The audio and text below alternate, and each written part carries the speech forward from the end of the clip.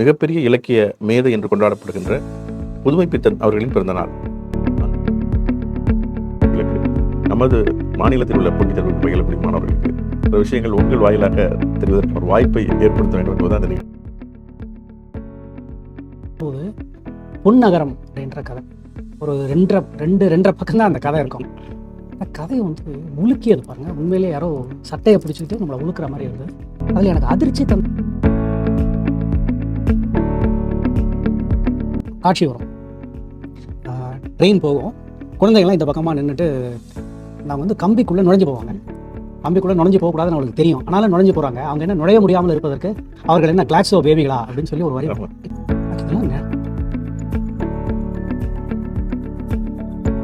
நான் சொல்றது உண்டு மாணவர்களுக்கு. அப்படிப்பட்ட ஒரு வாழ்கிற காலத்தில் வந்து ரொம்ப வறுமை சந்திச்சாலும் பின்னால் போற்றப்படுவாங்க. அதற்கான அறிகுறிகள் புதுமைப்பித்தன் தொடக்கத்திலே தெரிஞ்சுதா? அதை கண்டு இனங்கண்டு கொண்டு எழுதப்பட்ட அவரை போற்றியவர்கள் யாரு? இல்லை அவர் வந்து ஹீஸ் ஓவர் ரேட்டட் அப்படின்னு நினைச்சவங்க யாரு? அதை பற்றி கொஞ்சம் சொல்லுங்க.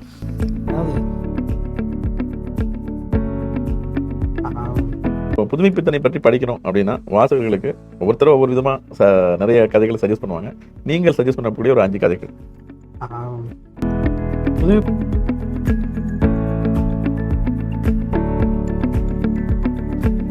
இந்திய குடிமைப்பணி தேர்வுக்கு தயாராகி கொண்டிருக்கும் தமிழ்நாட்டு தம்பி தங்கைகளுக்கு வணக்கம். நம்மளது செவிச்செல்வம் நிகழ்ச்சியில் பல்வேறு ஆளுமைகளை சந்தித்து நாம் பேசி வருகிறோம். நீங்கள் போட்டித் தேர்வுக்கு தயாராகின்ற பொழுது தமிழ்நாடு சார்ந்த பல்வேறு தகவல்களை தெரிந்து கொள்ள வேண்டும் என்ற நோக்கத்தில், இலக்கிய ஆளுமைகளை புரிந்து கொள்ள வேண்டும் என்ற நோக்கத்தில் பல்வேறு தகவல்களை நாம் வழங்கி வருகிறோம். அந்த அடிப்படையில் இன்று ஏப்ரல் 25 தமிழ்நாட்டில் மகாகவி பாரதிக்கு பின் மிகப்பெரிய இலக்கிய மேதை என்று கொண்டாடப்படுகின்ற புதுமைப்பித்தன் அவர்களின் பிறந்த நாள். அந்த பிறந்த நாளை முன்னிட்டு நாம் இன்று புதுமைப்பித்தன் ஆய்வாளர்களில் தலையாயவரான திரு ஆரா வெங்கடாசலபதி அவர்களை சந்திக்க இருக்கிறோம். அவர் சாகித்ய அகாடமி விருது பெற்ற அறிஞர், ஆய்வறிஞர், மகாகவி பாரதி, வ.உ. சிதம்பரனார், தந்தை பெரியார் ஆகியோரோடு புதுமைப்பித்தன் பற்றிய ஆய்விலே தனித்துவமான கவனம் செலுத்தி வருபவர். அவரை நாம் சந்திப்போம். சார் வணக்கம். வணக்கம். வணக்கம். இன்று புதுமைப்பித்தனுடைய 120வது பிறந்த நாள். அந்த சந்தர்ப்பத்தை பயன்படுத்தி கொண்டு புதுமைப்பித்தன் பற்றிய சில அடிப்படை விஷயங்களை போட்டித் தேர்வுக்கு பயிலக்கூடிய, குறிப்பாக அகில இந்திய போட்டித் தேர்வுக்கு பயிலக்கூடிய மாணவர்களுக்கு, நமது மாநிலத்தில் உள்ள போட்டித் தேர்வுக்கு பயிலக்கூடிய மாணவர்களுக்கு சில விஷயங்கள் உங்கள் வாயிலாக தெரிவதற்கான ஒரு வாய்ப்பை ஏற்படுத்த வேண்டும் என்பதுதான் அந்த நிகழ்ச்சியினுடைய நோக்கம். மகிழ்ச்சி. உங்களுடைய புதுமைப்பித்தன் பற்றி நீங்கள் தொடர்ந்து ஆய்வு பண்ணி அவருடைய செம்பதிப்புகள் எல்லாத்தையும் கொண்டு வந்திருக்கீங்க. சிறுகதைகளாக இருக்கட்டும், கட்டுரைகளாக இருக்கட்டும், சமீபத்தில் கடந்த நாளில் வந்த புதுமைப்பித்தன் களஞ்சியமாக இருக்கட்டும். உங்களுக்கு புதுமைப்பித்தனுக்குள்ளே நீங்கள் எப்படி வந்தீங்க அப்படின்னு சொல்லுங்கள். நான் 10ஆம் வகுப்பு படித்து கொண்டிருந்த சமயத்தில் சென்னை கலைஞர் கருணாநிதி நகர் பகுதியில் வந்து ஒரு இலக்கிய வட்டம் என்ற ஒரு சிறு அமைப்பு இன்றைக்கும் நடந்து கொண்டிருக்கு. அதில் முகம் மாமணி என்று ஒருவர், அவர் வந்து மாதம் முதல் ஞாயிற்றுக்கிழமை வந்து ஒரு இலக்கிய கூட்டம் நடத்துவார். அதில் நான் 9வது படிக்கும்போது ஒரு வினாடி வினா போட்டிக்காக போனேன். அப்படியே அங்கே போன கொஞ்ச நாளில் வந்து அப்படியே இலக்கியத்தை அவர் அறிமுகப்படுத்தினார். 81ஆம் ஆண்டு வந்து ஒரு முக்கியமான ஆண்டு. அந்த ஆண்டு வந்து பாரதியினுடைய நூற்றாண்டு 81, 82. அப்புறம் அந்த ஆண்டில் உலகத்தமிழ் மாநாடு, 5ஆம் உலகத்தமிழ் மாநாடு மதுரையில் நடந்தது. அது ஒரு முக்கிய நிகழ்ச்சி. அப்புறம் 81ல் கண்ணதாசன், கவியரசு கண்ணதாசன் காலமான ஆண்டு. இது மாதிரி பல விஷயங்கள் வந்து நடந்த ஒரு காலம் அது. அப்போ நான் வந்து ஒரு இளைஞனாக இருந்தேன், ஒரு மத்தியதர வர்க்க இளைஞர். கே நகர் பகுதி புதுசாக வந்த ஒரு மத்தியதர வர்க்க குடியிருப்பு பகுதி. அது அங்கே தான் நாங்கள் குடி வந்திருந்தோம், படித்து கொண்டிருந்தேன். என்னுடைய சம வயது மாணவர்களை போல் நான் வந்து ஆங்கில வாசிப்பு தான் அப்போ இருந்தது. அப்போ சென்னை நகரத்தில் ஏராளமான வாடகை நூல் நிலையங்கள் இருக்கும். அதில் வந்து எனிட் பிளைட்டன், ஹார்டி பாய்ஸ் இதெல்லாம் படிச்சுட்டு இருந்தது தான். நான் இப்போ ஒரு நல்வாய்ப்பாக வந்து இந்த இலக்கிய வட்டத்தின் மூலமாக தமிழ் வாசிப்பு அறிமுகமாச்சு. அதுதான் என்னுடைய வாழ்க்கையில் ஏற்பட்ட ஒரு மிக பெரும் திறப்பு அப்படின்றது. நம்முடைய மொழியில் நம்ம படிக்கும்போது அதில் கிடைக்கக்கூடிய நுட்பங்கள் வந்து ரொம்ப அதிகம். அப்படி அங்கே போனபோது இலக்கிய வட்டத்தில் ஒவ்வொரு மாதமும் கூட்டம் நடத்தும் போது ஏதாவது ஒரு எழுத்தாளர் வந்து அழைத்து வந்து பேசுவார். அப்படி வந்து நடந்த ஒரு கூட்டத்தில் கல்கியை பற்றி பூவண்ணன் பேசினார். அப்புறம் மூத்த எழுத்தாளர் கு ராஜவேலு ஒரு முறை வந்து பேசினார். சிலப்பதிகாரத்தை பற்றி சிலம்பொலி செல்லப்பன் பேசினார். ஆனால் இது எல்லாத்துக்கும் வந்து திருப்பு முனையாக எனக்கு அமைந்தது வந்து ஏப்ரல் 1 ஞாயிற்றுக்கிழமை 1982 ஆண்டு தோமுசி ரகுநாதனை அழைத்து வந்து பேச வைத்தார். அது எனக்கு அப்போ இன்னும் 15 வயது கூட நிகழ்வு. அந்த சமயத்தில் வந்து ஒரு மாமணி என்ன பண்ணுவார்னா, இந்த எந்த எழுத்தாளரை அழைத்து வருகிறாரோ அவருடைய எழுத்தோ அல்லது அவர் எந்த பொருளை பற்றி பேசுகிறாரோ அது தொடர்பான நூலை வந்து படிக்க சொல்வார். அப்படி தான் வந்து ஸ்டார் பிரசுரம் வெளியிட்ட புதுமை பித்தன் கதைகள் அப்படின்ற அந்த தொகுப்பு, அது வந்து ஒரு தமிழ் பதிப்பு வரலாற்றில் அந்த புத்தகத்துக்கு ஒரு பெரிய ஒரு இடம் உண்டு. அதாவது புதுமை பித்தன் 1948 ஆண்டு இறந்த பிறகு வந்த புத்தகம் 53லையோ 54லையோ வெளியிட்டாங்க. அந்த நூல் வந்து ஜெயகாந்தன் தான் அந்த புத்தகத்துக்கு ப்ரூஃப் பார்த்தது. அந்த புத்தகத்தை படித்தோம். படித்தபோது பொன்னகரம் அப்படின்ற கதை ஒரு 2.5 பக்கம்தான் அந்த கதை இருக்கும். அந்த கதையை வந்து உலுக்கியது பாருங்கள். உண்மையிலே யாரோ சட்டையை பிடிச்சிக்கிட்டு நம்மளை உழுக்கிற மாதிரி இருந்தது. அதில் எனக்கு அதிர்ச்சி தந்த விஷயம் வந்து, இப்படி ஒரு கதையை 50 ஆண்டுகளுக்கு முன்பு ஒருவர் எழுதியிருக்கிறார் அப்படின்றது நம்பவே முடியல. அதில் ஒரு காட்சி வரும். ட்ரெயின் போகும், குழந்தைகள்லாம் இந்த பக்கமாக நின்றுட்டு ஹலோ சொல்லுவாங்க, குட் மார்னிங் சொல்லுவாங்க. அந்த குழந்தைகள்லாம் வந்து ஏழை குழந்தைகள், தொழிலாளர் குடும்பத்தை சேர்ந்த குழந்தைகள். அவங்க வந்து கம்பிக்குள்ளே நுழைஞ்சு போவாங்க. கம்பிக்குள்ளே நுழைஞ்சு போகக்கூடாதுன்னு அவங்களுக்கு தெரியும், ஆனாலும் நுழைஞ்சு போகிறாங்க. அவங்க என்ன நுழைய முடியாமல் இருப்பதற்கு அவர்கள் என்ன கிளாட்ஸோ பேபிகளா அப்படின்னு சொல்லி ஒரு வரி.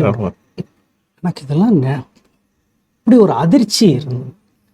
ஆனால் அது அதிர்ச்சியோடு நிற்கலை. அதான் அந்த புதுமை பித்தன் கதைகள்ன்ற அந்த தொகுப்பில் வந்து விதவிதமான கதைகள். எனக்கு அதை படிக்கும்போது இது வேற ஒரு மேதையின் முன் நாம் வந்து நிற்கிறோம் அப்படின்றது மட்டும் இல்லாமல் ஒரு மேதையினுடைய அறிமுகம் நமக்கு கிடைக்குது அப்படின்றது வந்து அப்போதே உணர்ந்து கொண்டேன். அதுதான் ஒரு தொடக்க புள்ளி. அந்த ஒரு மயக்கம் இருக்கு இல்லைங்களா, அது படித்ததும் வந்து ரகுநாதன் வந்து பேசுகிறார். இந்த ரகுநாதனோட பேச்சு வந்து புதுமை பித்தனை பற்றி எனக்கு ஏற்பட்டிருந்த மலைப்பு, அந்த வியப்பு, இதெல்லாம் வந்து அந்த நெருப்பில் வந்து பெட்ரோல் ஊற்றுற மாதிரி ரகுநாதனுடைய பேச்சு அமைந்தது. அதற்கு அடுத்து வந்து எனக்கு வந்த அந்த வேகத்தில் புதுமை பித்தனுடைய வரலாறு ரகுநாதன் எழுதியிருப்பார். பொதுவாக வந்து பல எழுத்தாளர்களுடைய வாழ்க்கை வந்து அவ்வளவு சுவாரஸ்யமாக இருக்காது. இப்போது சொல்லாமல் ஒரு பெரிய எழுத்தாளர், இப்போ தி. ஜானகிராமன் மிகச்சிறந்த எழுத்தாளர், நம்ம எல்லாருக்கும் பிடிக்கும். மோகமுள் என்கின்ற மிகச்சிறந்த ஒரு நாவல் இன்றைக்கும் படிக்கலாம். அவருடைய கதைகள்லாம் சுவாரஸ்யமான கதைகள். அவருடைய வாழ்க்கை என்னவா இருக்க முடியும்? அவர் ஒரு தஞ்சாவூர் கிராமத்தில் ஒன்று பிறந்தார், கல்லூரிக்கு போனார், ஒரு பள்ளிக்கூடத்தில் ஆசிரியராக இருந்தார், இந்திரா பார்சாதே அவருக்கு மாணவராக இருந்தார். அதுக்கப்புறம் அவர் வந்து அகில இந்திய வானொலி நிலையத்துக்கு போனார், நிகழ்ச்சி பொறுப்பாளனா. அவ்வளோதான். இதில் என்ன நமக்கு புதுமை பித்தனுடைய வாழ்க்கை அப்படி இல்லை. அது வந்து தமிழ் சமூகத்தில் ஒரு கலைஞன் அப்படின்னா எப்படி இருக்கணும் அப்படின்ற ஒரு கருத்துருவம் இருக்கு இல்லைங்களா. அதான் கலைஞன் என்பவன் வந்து இந்த சமூகத்தோடு ஒட்டாமல் இருப்போம், ஆனால் இந்த சமூகத்தின் மீது ஆழ்ந்த அக்கறை கொண்டவன், அந்த சமூகத்தை பற்றிய ஒரு கூர்மையான பார்வையை கொண்டவன். அந்த பார்வையை வெளிப்படுத்தக்கூடிய வகையில் வந்து அவனுடைய படைப்புகள் இருக்கும். அந்த படைப்புகளை படிப்பவர்களை வந்து அவங்களுடைய நிம்மதியை குலைக்கும், சந்தோஷப்படுத்தாது, அவனோட முதுகை சொரிஞ்சு கொடுக்காது, நிலாவுக்கு அட்டி சோறு ஊட்டுற மாதிரி இருக்காது, அவங்கள உழுக்கும். அவரை வந்து சமகாலத்தில் யாரும் புரிஞ்சுக்க மாட்டாங்க.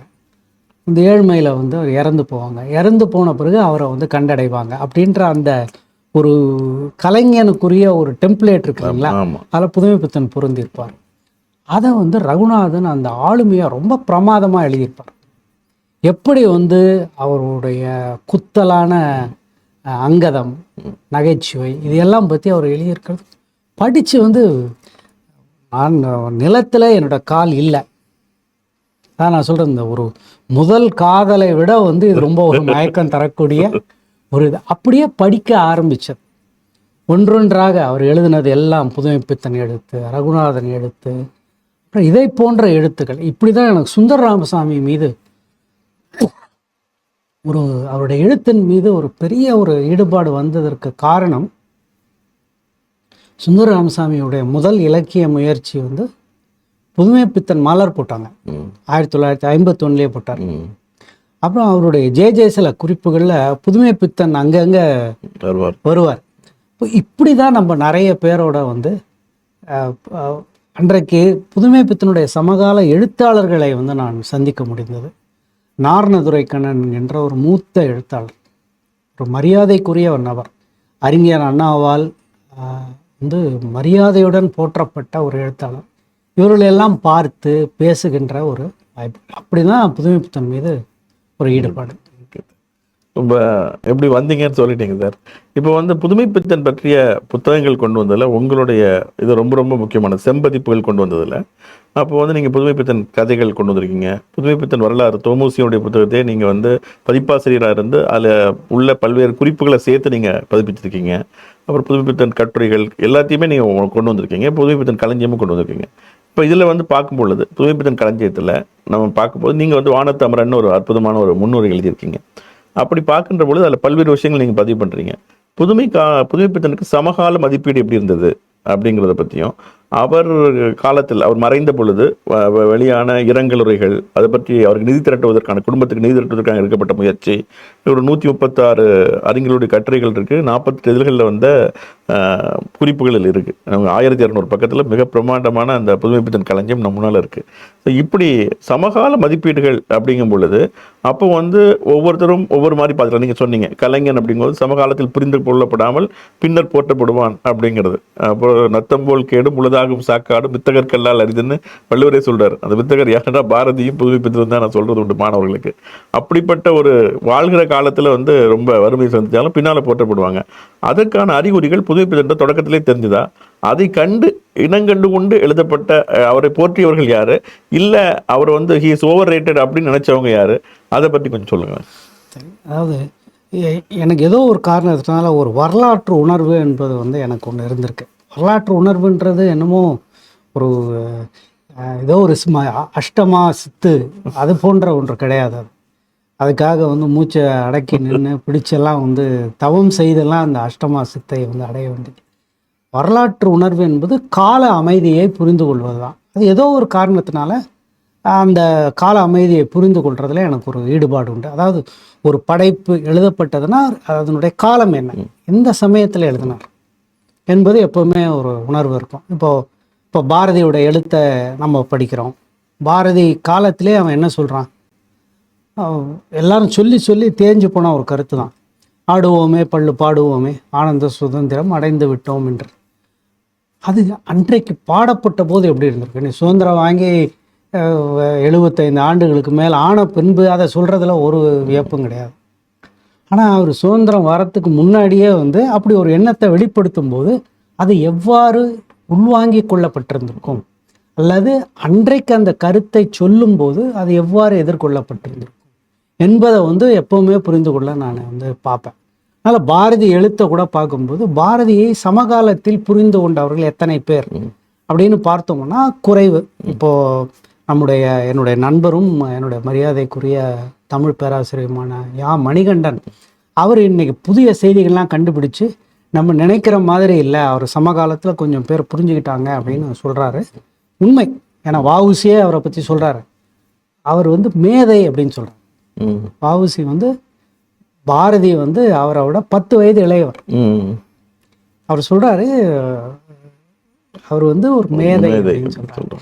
இருந்திருக்கிறாங்க. அந்த அளவுக்கு எந்த அளவுக்கு உணர்ந்தார்கள் என்பது வந்து நமக்கு முழுமையா தெரியல. அதே போல புதுமைப்பித்தனை பொறுத்தவரை ஒரு ஒரு வியப்பு ஒன்று. அத்தனையும் தொகுத்து பார்க்கும்போது என்ன தெரியுதுன்னா, நாம் அனைவரும் நினைத்ததைப் போல் புதுமை பித்தன் சமகாலத்தில் அங்கீகரிக்கப்படாமல் போய்விடவில்லை. அன்றைக்கு நம்ம ஒன்று மறந்துடக்கூடாது. அது வந்து நாம் வாழ்ந்தது ஒரு அடிமை நாடு. தமிழ் மொழிக்குன்னு ஒரு ஒரு ஒரு பகுதியே கிடையாது.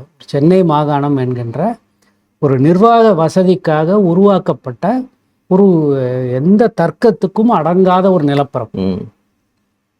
அது மாணவர்களுக்கு தெரிஞ்சிருக்கலாம். சென்னை மாகாணத்தில் வந்து ஒரிசா மாநிலத்தினுடைய ஒரு பகுதி கூட சென்னை மாகாணத்தில் இருந்தது. கஞ்சாம் என்கின்ற பகுதி. இன்றைக்கு நீங்கள் ட்ரெயின் பிடிச்சி போனீங்கன்னா 24 மணி நேரம் ஆயிரும். அப்புறம் பெரும்பாலான இன்றைக்கு இருக்கக்கூடிய ஆந்திர பிரதேஷ், ராயலசீமா, அந்த பக்கம் கர்நாடக பகுதியில் இருக்கக்கூடிய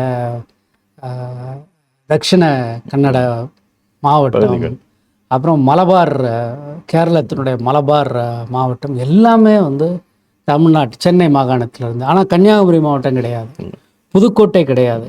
இப்படி ஒரு பகுதியில் வந்து தமிழுக்குன்னு ஒரு தனி அந்தஸ்தே கிடையாது. அப்படிப்பட்ட ஒரு ஒரு காலத்தில் அவர் வாழ்கிறாரு. தமிழுக்குன்னு ஒரு அந்தஸ்து கிடையாது. அடிமைப்பட்ட ஒரு நாடு. கல்வி அறிவு என்பது மிகவும் குறைவாக இருக்கின்றது. 100க்கு வந்து 15-20 பேர் கூட வந்து படித்தவர்கள் இல்லை.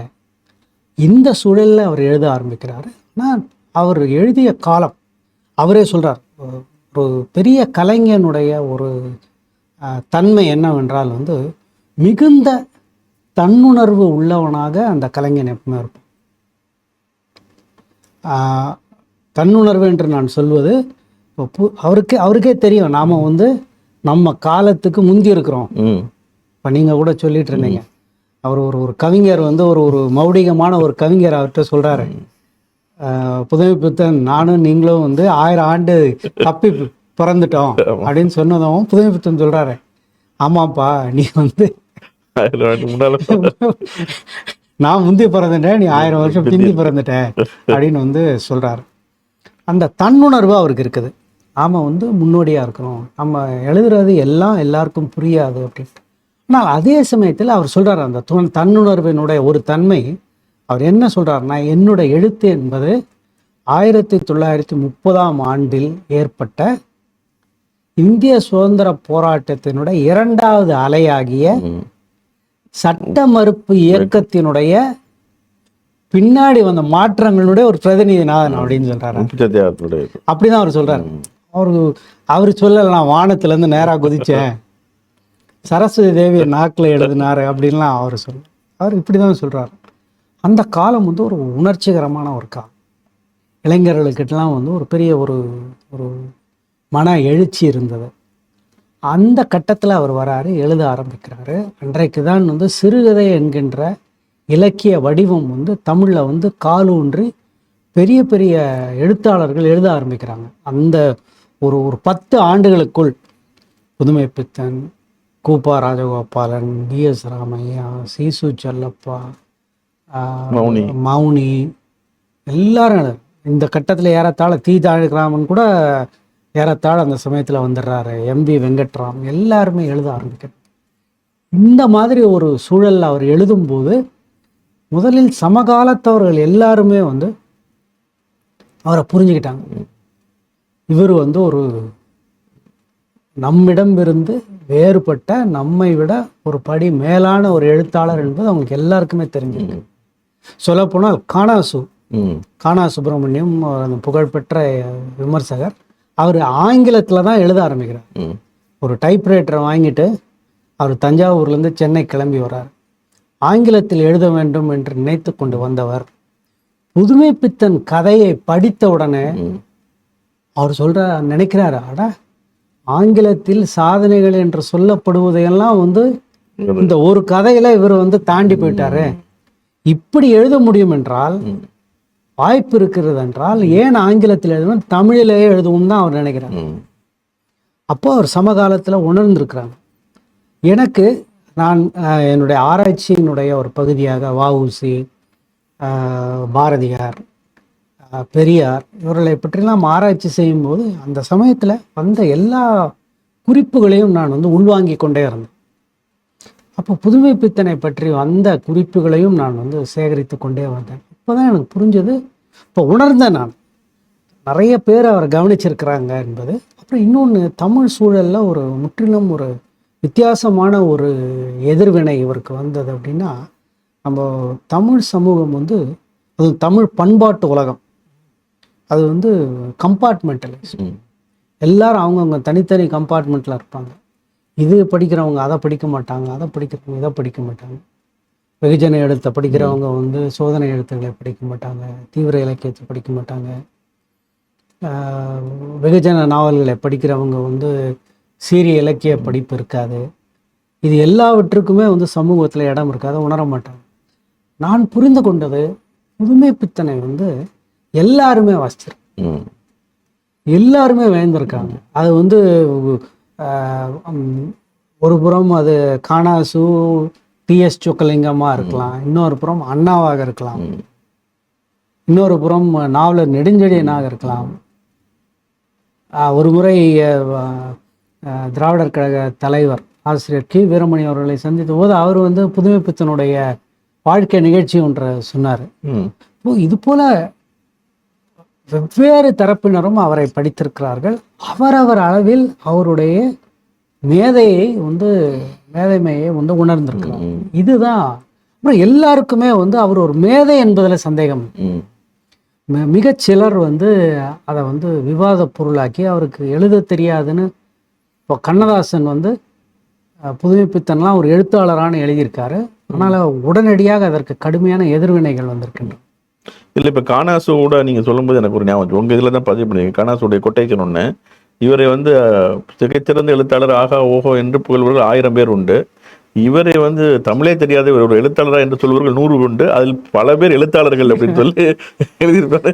எழுத்தாளர்களோட அங்கீகாரம் பெறுறது அப்படிங்கிறது அது வந்து என்ன அடிப்படை, ஒரு இயலாமை காரணமாகவோ பொறாமை காரணமாகவோ இருக்கலாமா? நம்ம மேல அதிகமா ஒரு புகழ் பெறாரு. அதுதான், அது ஒரு உண்மை. அதை அவர் சொல்லியிருக்காரு.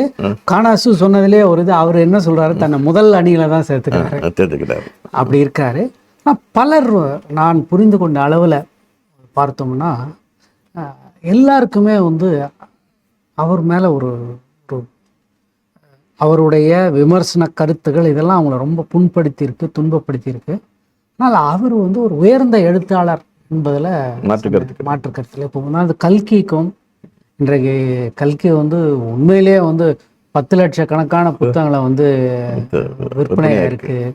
பல கோடி ரூபாய்க்கு வந்து அவருடைய சினிமா எடுக்கப்பட்டிருக்கு. கல்கியினுடைய புகழ் கிட்ட புதுமை பித்தன் புகழ் வராது. ஆனால் புதுமை பித்தனுடைய அந்தஸ்தை வந்து கல்கியால் ஏற்ற முடியாது அப்படின்னு கல்கிக்கே தெரியுது.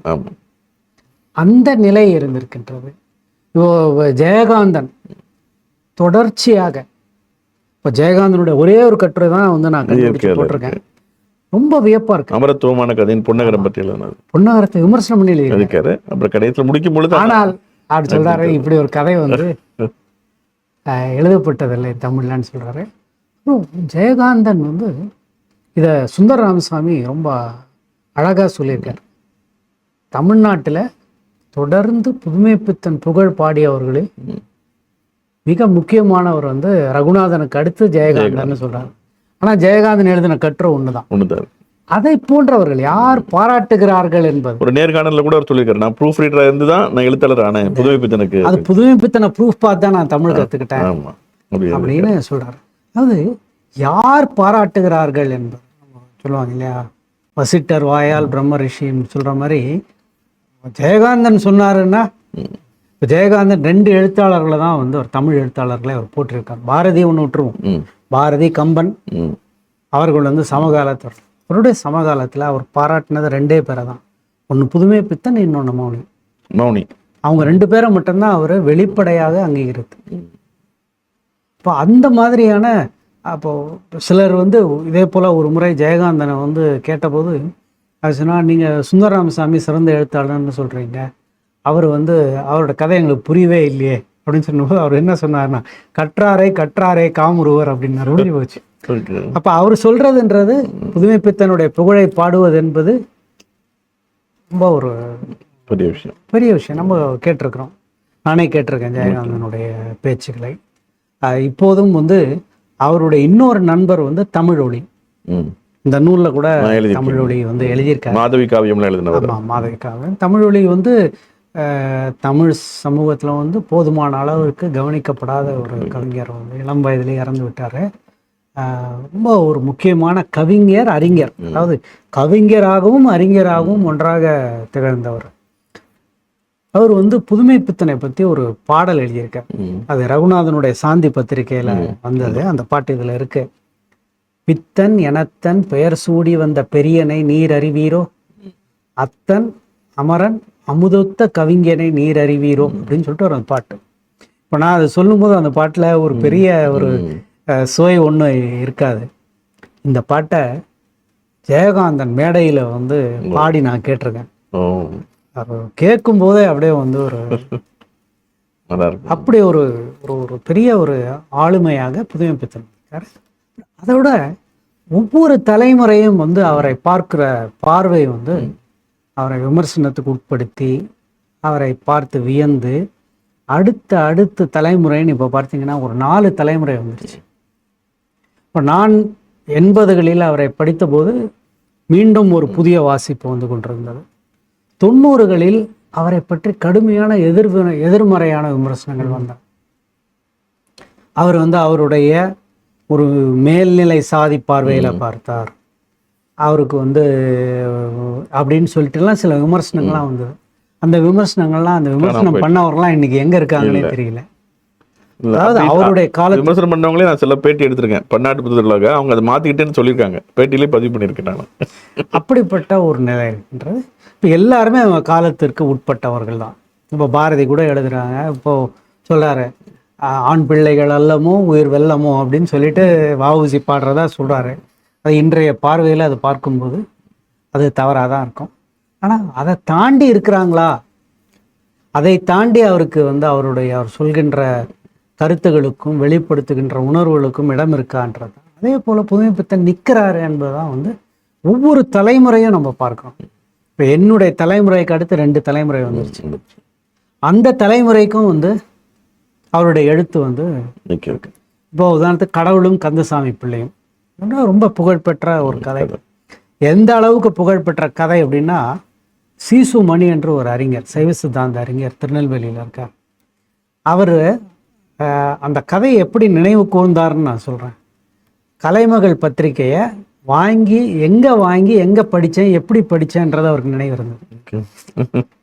இது போல் யாரும் நினைவு வச்சுக்கிறாங்கன்னா அது அந்த அளவுக்கு. அந்த தம்பி வந்து அந்த 1945 நான் பாளையங்கோட்டையில் தெற்கு பசாரில் அந்த ஒரு கடையில் கலைமகளை வாங்கி அங்கேயே நின்று படித்தேன்.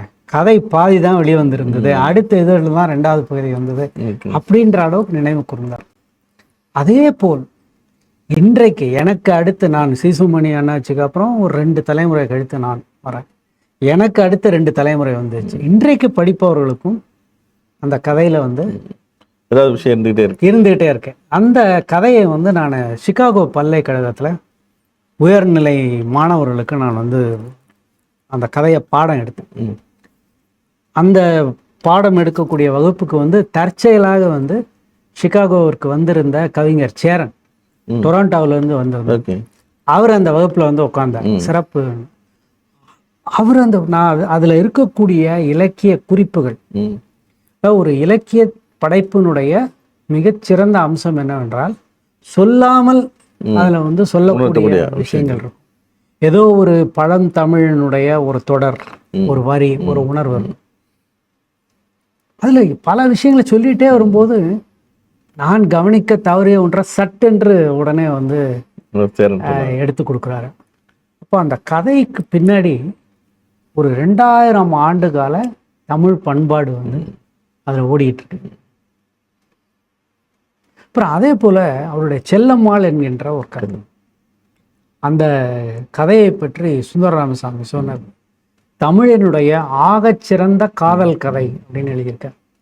அந்த ஆகச்சிறந்த காதல் கதையினுடைய கதாநாயகி யாரு தெரியுங்களா? கதாநாயகன் வந்து ஒரு குமஸ்தா. தினைக்கும் தூக்கு சட்டி எடுத்துக்கிட்டு ட்ரெயினில் வந்து காலையில் கிளம்பி ராத்திரி திரும்பி வரவர். அவர் வந்து 4 நாளைக்கு ஒரு முறை தான் முகத்தை சவரம் பண்ணுவார். அவர் தான் படத்தினுடைய கதாநாயகன். கதாநாயகி வந்து சீக்காளி, உடம்பு சரியா இல்லாமல் லொக்கு லொக்குன்னு இருமிட்டு காய்ச்சல்ல படுத்துட்டு இருக்கிறாங்க, இறந்து போயிடுறாங்க. இவங்க 2 பேருக்கும் இருக்கக்கூடிய அந்த அன்பு பிணைப்பு தான் அவர் வந்து காதல் கதைன்னு சொல்றாரு. ஆகச்சிறந்த காதல் கதைன்னு சொல்லிட்டு இன்னொரு வரி வந்து அவர் சேர்த்தார். இதுவரை காதல் கதை என்று பம்மாத்து பண்ணி கொண்டிருந்த எழுத்தாளர்கள் எல்லாம் இந்த கதையை படித்துவிட்டு தலையை குனிய வேண்டும் அப்படின்னு சொல்லி எழுதினார். இதை அந்த வரியை படிச்சுட்டு பிரபஞ்சன் சொன்னாரு, ஆம் நான் என் தலையை குனிந்து கொள்கிறேன் அப்படின்னு சொல்லி பிரபஞ்சன் சொன்னார். இதுதான் புதுமை பித்தன். அதாவது புதுமை பித்தனின் முன்பு மண்டி இடுவதை வந்து பெருமையாக எழுத்தாளர்கள் கருதுகிறார்கள். நான் புதுமை பித்தனை வெல்ல முடியாது, புதுமை பித்தனிடம் தோற்று விட்டேன், புதுமை பித்தனுடைய படைப்பாளுமையின் முன்பு நான் மண்டி எடுகிறேன் என்று சொல்வதை வந்து தமிழ் எழுத்தாளர்கள் வந்து ஒரு பெருமையாக கருதுகிறார்கள். இதுதான் வெற்றி. முக்கியமா நீங்க வந்து உங்களுடைய பேட்டியில, நான் முன்னால் எடுத்த ஒரு பேட்டியில ஒரு வாட்டி சொன்னீங்க, பெண் கதாபாத்திரங்களை படைப்பதில் மிகுந்த ஒரு கருணையோடு படைத்தவர்கள் வந்து புதுமைப்பித்தனும் அசோகமித்திரனும் அப்படின்னு சொல்லி ரொம்ப ஒரு வாட்டி ஸ்லாகிச்சு சொல்லியிருந்தீங்க. அதில் பார்த்தீங்கன்னா இப்போ இவருடைய கதைகளில் வரக்கூடிய கல்யாணி கதாபாத்திரமாக இருக்கட்டும், அகலிகை, எதை எடுத்தாலும் அது வந்து இன்றைக்கும் ஒரு பெண்ணியல் வாதம் என்று வருகின்ற பொழுது, இன்றைக்கி தான் அது பெண்ணியல் வாதம் வந்து ரொம்ப 1930களில் எழுதினார், பட் இன்றைக்கி தான் அது வந்திருக்கு. ஸோ இன்றைக்கு அவங்க வந்து வாசகர்கள் நிறைய படிப்பதற்கு அதில் வந்து அவர் வந்து பெண்கள் மேல் வைத்திருந்த ஒரு மரியாதை வந்து ஒரு முக்கியமான காரணிகளில் ஒன்றா இருக்கும் அப்படின்னு நினச்சா நீங்கள் அதுக்கு எப்படி சொல்லுவீங்க? இந்த கருத்தை வந்து எனக்கு உணர்த்தினவர் வந்து சுந்தர ராமசாமி தான். சொல்லும்போது பார்த்தீங்கன்னா அதில் வரக்கூடிய பெண்கள் எல்லாருமே வந்து பரமசிவனும் இதே போல் சொன்னார். அந்த இதில் வரக்கூடிய கடவுளும் கந்தசாமி பிள்ளையும் கதையில் வரக்கூடிய அந்த கந்தசாமி பிள்ளையினுடைய மனைவி இருக்காங்க இல்லையா, அவங்க வந்து அதாவது சொன்னார் பேக்கு அப்படின்னு சொன்னார். அதாவது அவ்வளோ வெள்ளந்தியாக பாவியாக கடவுள் வராரு வீட்டுக்குள்ளே, சொல்கிறாங்க, சொல்லிட்டு தான் கூப்பிட்டு வர்றாரு கந்தசாமி பிள்ளை, நீங்கள் வந்து என்ன சிவபெருமானெலாம் சொல்லிட்டு வரக்கூடாது, இந்த மண்ணில் கால் வச்ச பிறகு மனுஷன் மாதிரி தான் நடந்துக்கணும்னு சொன்னது. இவர் வந்து நம்ம பெரியப்பா வந்திருக்காரு. ஓ இவரு இது கைலாசத்துக்கு தேசாந்திரம் போனதா சொல்லுவாங்களே அந்த பெரியப்பாவா அப்படின்னு சொல்லி கேட்டு இப்போ காலில் விழுந்து சேவிப்பான். அப்போது அது ஒன்று பேக்காக இருக்கிறாங்க, அல்லது மிகுந்த ஒரு கடுமையான சூழ்நிலையில், அரிய சூழ்நிலையில் தங்களுடைய தன்னிலையை தக்க வைத்துக் கொள்பவர்களாக இருப்பாங்க. ஒரு நாள் கழிந்ததில் வரக்கூடிய அந்த முருகதாசருடைய மனைவி இருக்காங்க இல்லையா, அவர்கள் அந்த அடுப்பை வந்து பற்ற வைக்கும்போது கேட்பான், உங்களுக்குன்னு விறகை வந்து தண்ணியில் முக்கி எடுத்து கொடுப்பாங்களா அப்படின்னு சொல்லிட்டு சலிச்சுக்கிட்ட அவர் செய்வாங்க. அல்லது அலமு என்கின்ற எதிர்ப்பை தெரிவிக்கக்கூடிய ஒரு பாத்திரமாக இருக்கலாம். இப்போ நீங்கள் பார்த்தீங்கன்னா எந்த பெண்ணுமே வந்து மோசமான குணாம்சங்களோட ஒரு பொண்ணுமா இருக்க மாட்டாங்க. அப்புறம் அல்லது அது இது மாதிரி பண்ணும்போது ரொம்ப சம்பிரதாய பெண்களாக இருப்பாங்க.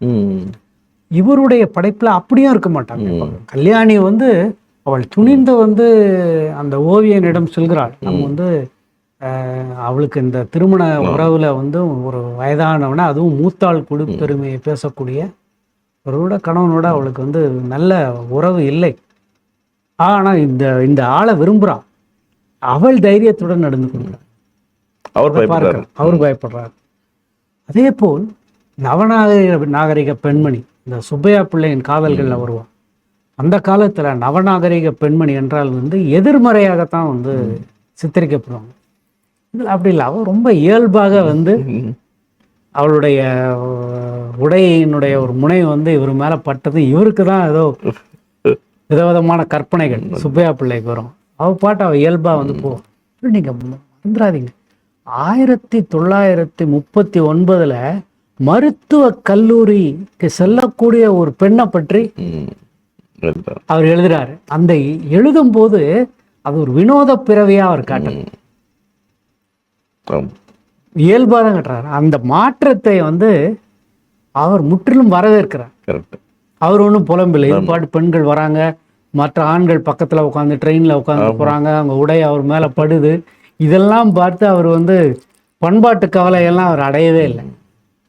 இதுதான் புதுமைப்பித்தனுடைய. அதே அசோகமித்திரன் கதைகள்லையும் நம்ம பார்த்தோம். மிக கடுமையான வாழ்க்கை நெருக்கடிகளில் பெண்கள் வந்து எப்படி வந்து அவங்களுடைய கண்ணியத்தை வந்து தங்களுடைய கௌரவத்தை விட்டு கொடுக்காமல் எப்படி வந்து அவங்க அன்றாட வாழ்க்கையை வாழ்கிறார்கள் என்பதை வந்து மிகச்சிறப்பாக சித்தரித்திருக்கிறார். இப்போ சார், இப்போ உங்கள் இதில் வந்து முக்கியமாக நான் இதில் படித்தது வந்து மலேயாவில் நடந்த விவாதம், புதுமைப்பித்தன் மேதையா அப்படிங்கிறத பற்றி சுந்தர ராமசாமி அவர்கள் அவருடைய இதில் சொல்லியிருக்காரு. புதுமைப்பித்தன் வந்து ஒரு மேதை, அவருடைய சிறப்பு அதெல்லாம் வந்து அவருடைய புதுமைப்பித்தன் மலரில் எழுதும் பொழுது அவருடைய சுதந்திரம், அப்புறம் அந்தரங்க சுத்தி அப்படின்லாம் சொல்லி சிறப்பாக எழுதியிருக்காரு. அப்புறம் அவருடைய விபரீத ஆசை கதையை வச்சு மலையாள நடந்த விவாதங்கள், அது 30க்கும் மேற்பட்ட கட்டுரைகள் இருக்குது. ஸோ அந்த விவாதம் வந்து எப்படி ஆரம்பிச்சது, அது அதனுடைய போக்கு, அதெல்லாம் பற்றி நீங்களும் எழுதியிருக்கீங்க. அது வந்து ஏன் அந்த விவாதத்துக்கு காரணம் என்ன? ஏன்னா இப்போ வந்து பாரதி மகாகவியா இல்லையா அப்படிங்கிற விவாதம் மாதிரி புதுமைப்பித்தன் மேதையா இல்லையாங்கிற விவாதமும் தமிழ் இலக்கிய வரலாற்று சர்ச்சைகளில் ஒரு முக்கியமான ஒன்று. அதுக்கு நீங்கள் என்ன சொல்றீங்க? அது ஒரு பெரிய எழுத்தாளன் அல்லது ஒரு பெரிய கலைஞன் வந்து தன்னுடைய காலத்து விழுமியங்களை வந்து எப்பவுமே கேள்விக்கு உட்படுத்தும். இப்போ இருக்கக்கூடிய விழுமியங்கள் சரியாக இருக்கின்றது அப்படின்னு கருதி கொண்டு நிம்மதியாக இருப்பவன் அல்லது நிம்மதியாக நம்ம இருக்க விடுபவன் வந்து கலைஞனாக இருக்க மாட்டான். அது புதுமைப்பித்தன் ஆரம்பத்திலேருந்தே செய்கிறான். அவர் எழுத வந்த முதல் ஆண்டில் வெளிவந்த அந்த பொன்னகரத்திலேயே வந்து அவர் கேட்குறார், கற்பு கற்பு என்று கதைக்கின்றீரே, இதுதான் ஐயா பொன்னகரம் அப்படின்னு சொல்லி அவர் சொல்லிடுறார். அப்போது இந்த போலி விழுமியங்களை வந்து ஒரு தொடர்ந்து கேள்விக்குள்ளாக்கிட்டே வர்றார். இந்த விபரீத ஆசை என்ற கதையில் அப்படி ஒரு கதையை எல்லாரும் படிச்சிருப்பாங்க. ஒரு 2 நண்பர்கள், அந்த நண்பர் உடல்நலம் சரியில்லாமல் இருக்கின்றது. அவருடைய மனைவி, இளம் மனைவி தினைக்கும் வந்து சென்று கொண்டிருக்கிறார். அவங்களிடம் வந்து ஒரு ஏதோ ஒரு ஒரு புரிந்துணர்வு, ஒரு பிணைப்பு ஏற்படுகின்றது சொல்கிறார். இப்போ இந்த கதை வந்து இடையில வந்து ஒரு வரி வரும். அது ரகுநாதன் அன்னைக்கு சொன்னார், அது இன்னைக்கு வரைக்கும் எனக்கு ஞாபகம் இருக்கு. அவள் பிணமானால் இவன் மிருகமானான் அப்படின்னு சொல்லிட்டு இப்போ அவர் சொன்னார், இதை வந்து பக்கம் பக்கமாக நிறைய பேர் எழுதி சலிக்க வச்சுருந்துருப்பாங்க. அவர் ஒரே வரியில் அதை வந்து கடந்து போயிடுறாரு அப்படின்ட்டு. இப்போ இந்த கதை வந்து ரொம்ப தொந்தரவு படுத்திருக்கு. வெளிவந்த காலம் 38-39 அது ரங்கூன்லேருந்து வந்த ஒரு பத்திரிகை, ஜோதி என்ற ஒரு பத்திரிகை. வே சாமிநாத சர்மா என்ற ஒரு அறிஞர், இன்னைக்கு நம்ம நிறைய பேருக்கு தெரியும், ஒரு ரொம்ப முக்கியமான ஒரு அறிஞர் வே சாமிநாத சர்மா. அரசியல் சார்ந்த நிறைய புத்தகங்கள், அரசியல் விஞ்ஞானிக, அரசியல் அறிவியலை வந்து 2 தலைமுறைக்கு அறிமுகப்படுத்தி ரொம்ப ஒரு லட்சிய வேகம் உள்ளவர்.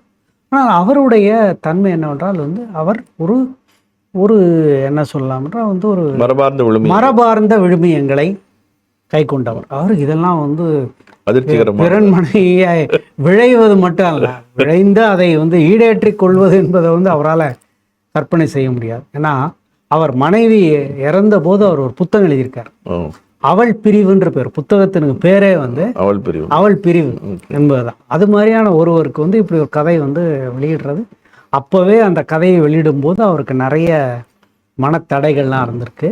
அப்புறம் அதனால் வந்து பல காலத்துக்கு அது புத்தகமாக வந்து வெளிவராமல் கூட இருந்தது. அதன் பிறகு 2வது முறை முல்லை முத்தையா நடத்திய முல்லை என்கின்ற பத்திரிகையில் ரகுநாதன் ஆசிரியராக இருந்தபோது அந்த கதை இன்னொரு முறை வெளிவருது. அந்த கதை மலேசியாவிலிருந்து, அன்னைக்கு வந்து மலேசியா வந்து மலேசியா சிங்கப்பூர் என்று 2ஆக பிரியவில்லை. சிங்கப்பூர் வந்து மலேயாவினுடைய ஒரு பகுதியாகத்தான் இருந்தது. இங்கே தமிழ் முரசு என்ற ஒரு சிறந்த பத்திரிகை, கோ சாரங்கபாணி என்கின்ற ஒரு மிக சிறந்த ஒரு அவர் பத்திரிகையாளர்னு மட்டும் சொல்ல முடியாது, அவர் வந்து ஒரு சமூக தலைவரும் கூட. ஒரு புகழ்பெற்ற புகைப்படம் ஒன்று இருக்கு, இந்த லீ குவான் யூ இருக்காங்களா, பின்னாடி சிங்கப்பூர் அதிபராக இருந்தவர், அவரோடு இவர் உட்காந்துட்டு இருக்கிற மாதிரி ஒரு படம் இருக்கும். லீ குவான் யூ பக்கத்தில் அவர் வந்து மிக இயல்பாக கால் மேல் கால் போட்டுக்கொண்டு கையை வந்து கட்டி கொண்டு ஒரு உட்கார்ந்துருப்பார். அது மாதிரியான ஒரு ஆளுமை அவர். அப்புறம் அவருக்கு வந்து ஒரு துணை ஆசிரியர் இருந்தார், வை திருநாவுக்கரசு என்று. அப்புறம் வந்து தும்பிங்கிற தும்பி என்ற துணை பெயரில் எழுதக்கூடியவர். அவர் தமிழ்நாட்டிலிருந்து சென்றவர். அவங்க வந்து அந்த இதில் ஒரு விவாதம் நடக்கும். அந்த சமயத்தில் வந்து தமிழ் மக்களிடையே வந்து ஒரு விழிப்புணர்வு ஏற்பட்டு கொண்டு வரக்கூடிய சமயம். ஏன்னா சிங்கப்பூர் வந்து 1941-42 ஆண்டில் வந்து ஜப்பானுடைய ஆதிக்கத்தின் கீழ் வந்து விடுகிறது. அதன் பிறகு சுதந்திரம் பெற்ற பிறகு இந்தியாவில் நடந்ததை போன்ற வந்து ஒரு மிக எளிதில் அந்த காலனிய நீக்கம் என்பது நடந்து விடவில்லை. டீகாலனைசேஷன்லேயும் அவ்வளோ சுலபத்தில் நடந்து விடவில்லை. காரணம் என்ன, இந்தியாவில் வந்து எப்போவுமே ஒரு அரசியல் இலக்கு வந்து அடைவதற்கு வந்து முயற்சியினால் ஒரு வெற்றி கிடைக்கின்றதா, மந்திரத்தால் இது மடி மேலே வந்து மாம்பழம் விழுகின்றதா என்பதை பொறுத்து வேறுபாடு இருக்கு. நல்ல உதாரணம் வந்து இந்தியாவினுடைய விடுதலைக்கும் இலங்கையினுடைய விடுதலைக்கும் இருக்கக்கூடிய வேறுபாடு. இந்தியாவில் அரசியல் விடுதலை என்பது மக்களினுடைய போராட்டத்தின் விளைவாக வந்து விடுதலை கிடைச்சது. அப்படின்னா அந்த விடுதலைக்குரிய விலையை வந்து நம்ம கொடுத்தோம். அதற்கான சமூக மாற்றங்களை ஏற்படுத்தினோம், மக்களை அணி திரட்டினோம், மக்களை அரசியல் மயப்படுத்தினோம், பெண்களை வந்து போராட்ட களத்திற்குள் அழைத்து வந்தோம், சாதி மதம் சார்ந்த வேறுபாடுகளை எதிர்கொண்டோம். அப்போ அதனுடைய விளைவாக வந்து நம்முடைய சமூகம் வந்து ஒரு அடுத்த கட்டத்திற்கு செல்கின்றது. இலங்கையில் அப்படி இல்லை. இந்தியாவிலேருந்து ஏறக்கட்டு போகும்போது இலங்கையை விட்டு ஏறக்கட்டு போட்டாங்க. அப்போ அவங்களுக்கு கிடைத்த சுதந்திரம் அவங்க போராடி வாங்கினது. இப்போ அதனுடைய விளைவு என்னவென்றால் அந்த சமூகத்தில் வந்து ஒரு சமூக மாற்றங்கள் வந்து பெரிய அளவில் நடக்கவில்லை. இப்போ அதே போல் மலேசியாவில் அந்த சமயத்தில் அந்த சமூக காலனிய நீக்கம் நடக்கும்போது அது ஒரு பெரிய ஒரு நிலையில் நடக்குது. அப்போது தமிழர்கள் எவ்வாறு அந்த மாற்றத்தை எதிர்கொள்வது என்கின்ற ஒரு சிக்கலில் இருக்கிறாங்க. அதனுடைய ஒரு வெளிப்பாடு வந்து அவங்களுடைய பத்திரிகையில் வருது, அவங்களுடைய செயல்பாடுகளில் வருது. அப்புறம் திராவிட இயக்கத்தினுடைய செல்வாக்கு இருக்குது.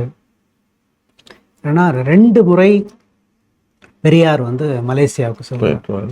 29-30 ஒரு முறையும் 54-55 ஒரு முறையும் போகிறாங்க.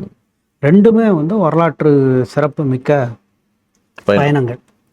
பெரியார் ஏன் பெரியார் என்பதை வந்து அந்த 2 பயணத்திலையும் அவர் எவ்வாறு நடந்து கொண்டார் என்பதை வந்து கண்டுபிடிச்சு 29-30 வந்து பெரியார் போகும்போது சமூக சீர்திருத்தத்தை வற்புறுத்தி பேசுகிறார், மூட நம்பிக்கைகளுக்கு எதிராக பேசுகிறார்.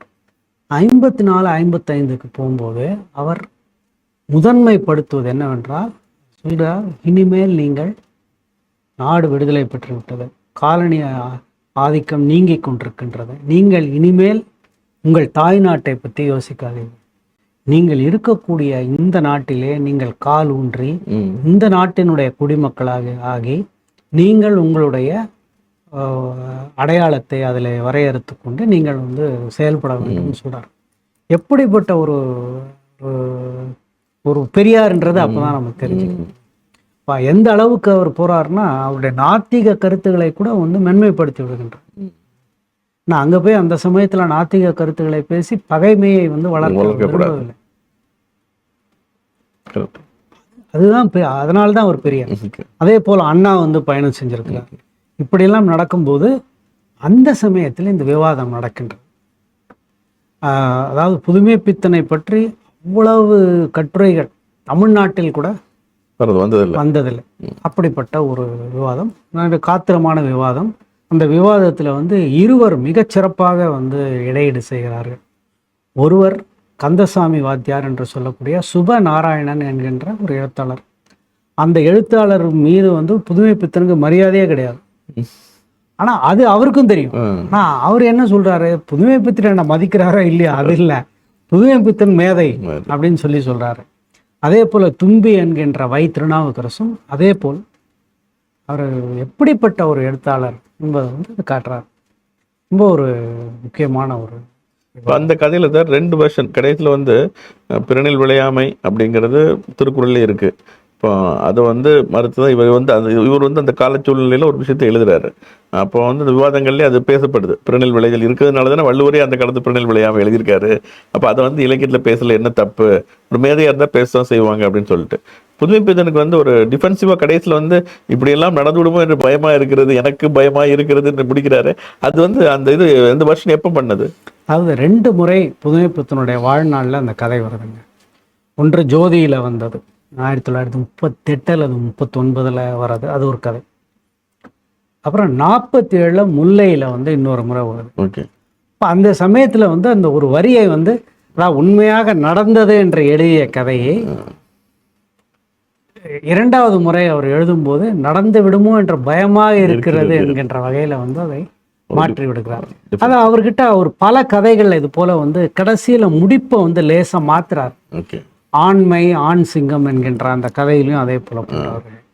அந்த கடைசி ஒரு வரியில ஒரு மாற்றம் கொண்டாடுவார். சில சமயத்துல இது கதையினுடைய போக்கையே மாற்றக்கூடிய வகையில இந்த மாற்றம் அவர் செய்கிறார். சில சமயங்கள் என்ன பண்ணுவார்னா, அவருக்கு இந்த சாட்டைய சொடுக்கிற மாதிரி கடைசியில இன்னொரு வாட்டி சொடுக்குவார். சில சமயங்கள் அது என்ன பண்ணுவார்னா, பின்னாடி இது கலை தன்மைக்கு அது கொஞ்சம் குந்தகமாக இருக்கின்றது கடைசி வரியை நீக்கிறார்.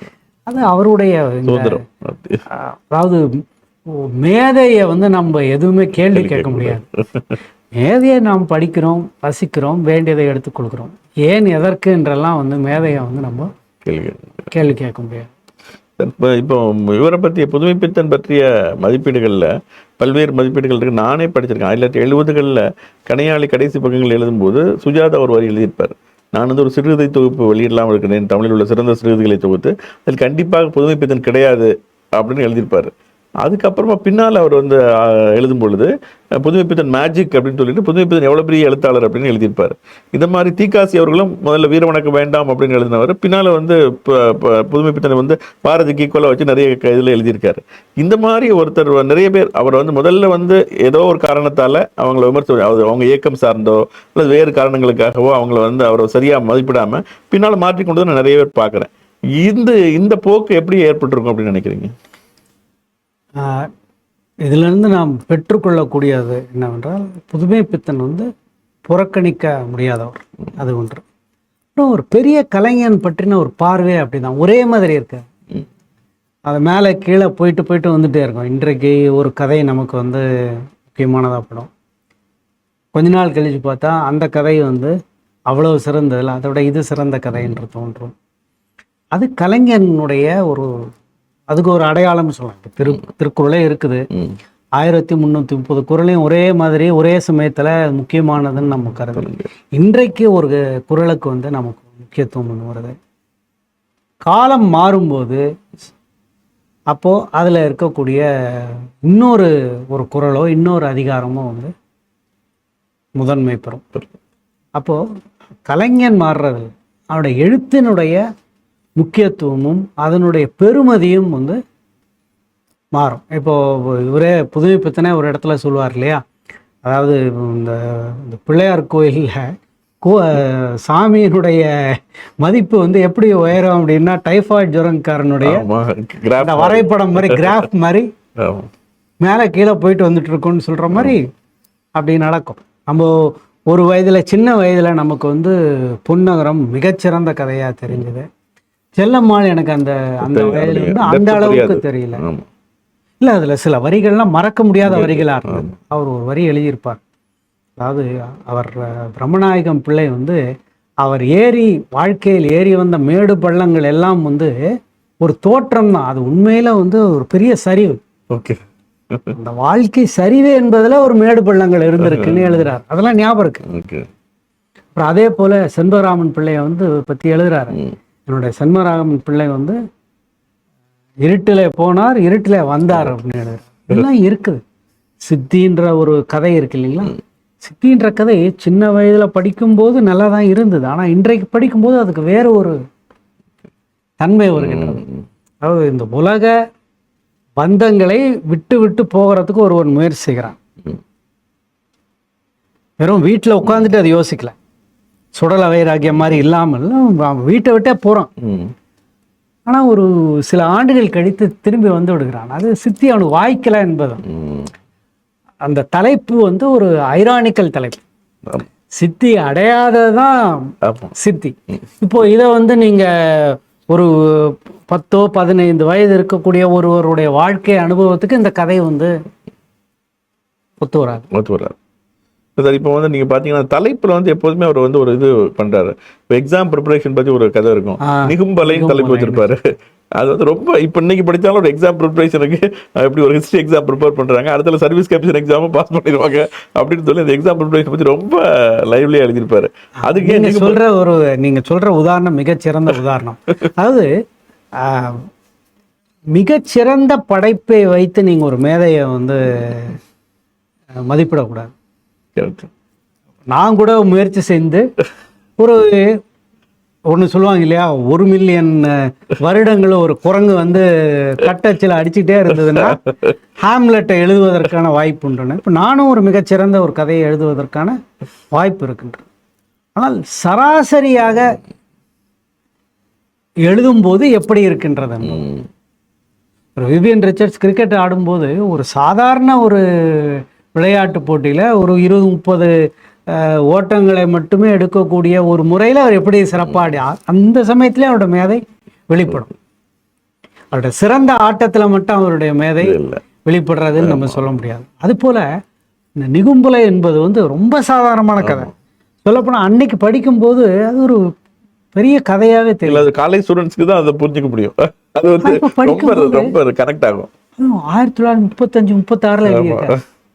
ஒண்ணுமே இல்லை, ஒரு தேர்வுக்கு முந்தின ஒரு வாரம் அந்த பரபரப்பு, அப்புறம் அதுக்கு வைக்கிற தலைப்பு எப்படி சார் நம்ம கலெக்ட் பண்றது? அதுக்கே ஒரு நமக்கு நோட்ஸ் வேணும் போல. ஆமா, அவருடைய மேதமே அங்கதான் இருக்கு. அங்க இருக்கு, எங்கெங்க இருந்தோ படிச்சதெல்லாம் வருது. அது கம்பராமாயணத்துல வரக்கூடிய ஒரு தொடர். அது நிகும்பலை யாகம் செய்யறான் இந்திரஜித், அதுக்கு தலைப்பு வைக்கிறோம். அதுதான் அந்த கதைக்கு வந்து ஒரு லிஃப்ட் கிடைக்குது. இப்போ நீங்க வானத்து அமரன் அந்த முன்னுரை நல்லா இருக்குன்னு சொல்றீங்க, அதுக்கு காரணம் புதுமைப்பித்தன் தான். அது ஒரு என்ன சொல்லலாம், ஒரு முயற்சி செய்து ஒரு கட்டுக்கோப்புக்குள் எழுதப்பட்ட ஒரு கட்டுரை.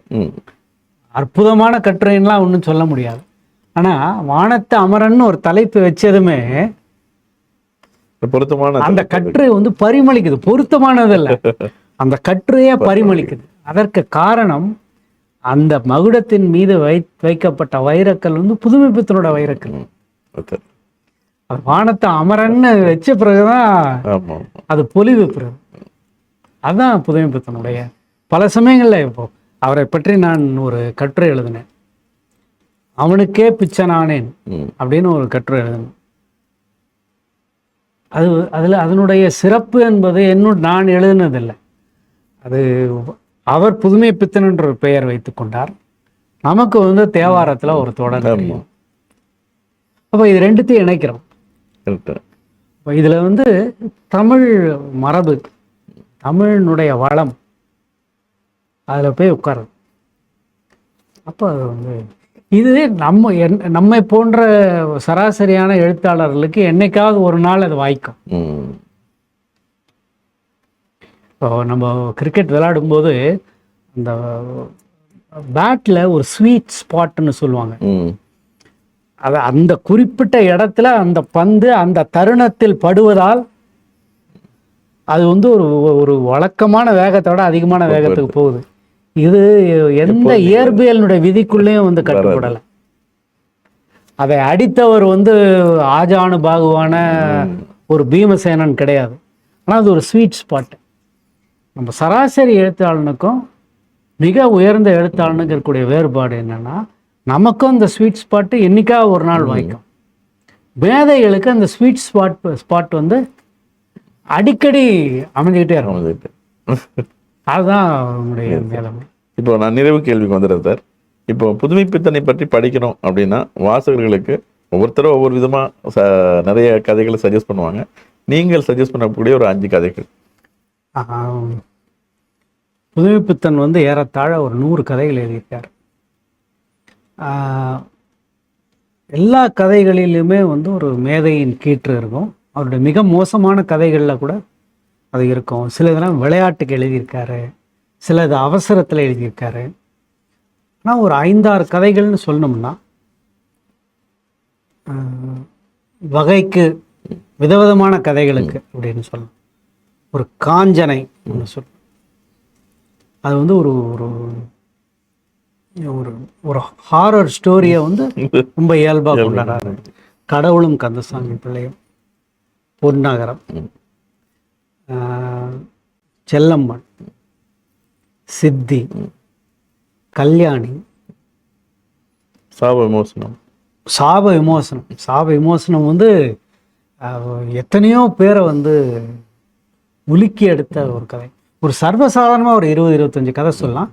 ஆனால் இந்த கதைகள் அதே போல சிற்பியின் நரகம். சிற்பியின் நரகமும் இதே போல உலுக்கிய கதை. அது அவருடைய தொடக்க கட்டத்து கதை. அவர் எழுத ஆரம்பித்த 1-2 ஆண்டுகள்லேயே அந்த கதையை வந்து அவர் எழுதுகிறார். அப்புறம் கபாடபுரம்லாம் எப்படிப்பட்ட ஒரு கற்பனை அது. அப்புறம் அவதாரம் என்கின்ற ஒரு, அதாவது பல சமயங்களில் கதை அவர் அவசரத்தில் எழுதுகிறார். அது அவதாரத்தில் வந்து ஒரு வரி வரும். அதை என்னுடைய முன்னுரையில் ஒரு வரியை நான் சேர்த்துருந்தேன். அதை கதையில் கவனிக்க தவறி, ஆனால் என்னுடைய முன்னுரையில் படித்த என்னுடைய நண்பர் ஆறுமுக தமிழ் அவர் சொன்னார், இது என்னங்க இப்படி ஒரு வரியாக இருக்கு அப்படின்னா. நான் சொன்னேன், அப்படியே நீங்கள் தெரிஞ்சிருக்கலாம், அது என்னுடைய வரி கிடையாது. என்ன வரி தெரியுங்களா? பிறந்த உடனே நாவிக்குடியை தோளில் போட்டுக்கொண்டு தெருவில் உரத்து கோஷித்து கொண்டு செல்லும் அவதார குழந்தை அப்படின்னு சொல்லி ஒரு இது என்ன ஒரு ஒரு ஓமை நினைச்சு பாருங்க. பிறந்த உடனே அந்த குழந்தை வந்து நாவிக்குடிய தோல்ல போட்டுக்கிட்டு தெருவில் வந்து கோஷம் போட்டு நடந்து போகுதுன்னா, அதுதான் புதுமை பித்தன் நான் எழுதினேன். அது அவருடைய ஒரு வரிதான். இது போன்ற மாதிரி நிறைய கதைகள் சொல்லலாம். ஒரு 10 கதைகள். அப்புறம் அவரோட கட்டுரைகளையும் நான் சொல்லணும். நிறைய பேரை பாதிச்ச ஒரு கட்டுரை ஒன்று இருக்கு, உங்கள் கதை என்ற பேர். அது வந்து மிக தொடக்க கட்டத்தில் அவர் எழுதினார். ஒரு 30 வயதில் அவர் எழுதிட்டார். மனித வாழ்க்கையினுடைய ஒரு பரிணாம வளர்ச்சியை வந்து ஒரு கதையாக எழுதியிருப்பார், ஒரு கட்டுரையாக எழுதியிருப்பார். சாதாரணமாக அது அந்த காலத்தில் இதுக்கெல்லாம் வாசகர் கூட்டமே இல்லைங்க. அது இன்னொன்று ஒரு கலைஞனுடைய ஒரு மிக பெரும் ஒரு சிறந்த அறிகுறி என்ன தெரியுங்களா? அவர் எழுதும்போது இப்படி ஒரு படைப்புக்கான ஒரு வாசகர் கூட்டம் இருக்கின்றதா அப்படின்றதான் அவர் எழுதுனதை விட நமக்கு வியப்பு தரக்கூடியது. எனக்கு 70களில் நான் பருவம் எய்திய காலம் வந்து 70கள். நான் 1967 பிறந்தேன். நான் 77, 78 அந்த ஆண்டுகளில் வந்து தமிழ் கலை உலகத்தில் சினிமாவில் சில வித்தியாசமான படங்கள்லாம் வந்தது.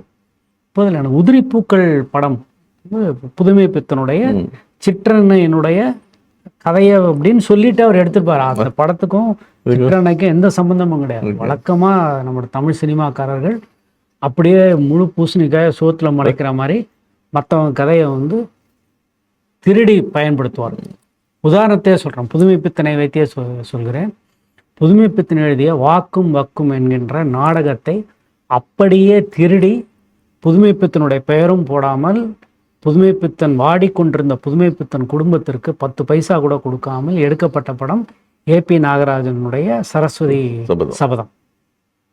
ஆனால் நம்ம மகேந்திரன் புதுமை பித்தனுக்கு எதுலையுமே புதுமை பித்தன்லேருந்து எதையுமே எடுத்துக்காம மூலக்கதை சிற்றன்னையை தழுவுதுன்னு ஒரு படம் எடுத்திருப்பார். அந்த படத்தில் எனக்கு வியப்பு தந்தது என்ன தெரியுங்களா?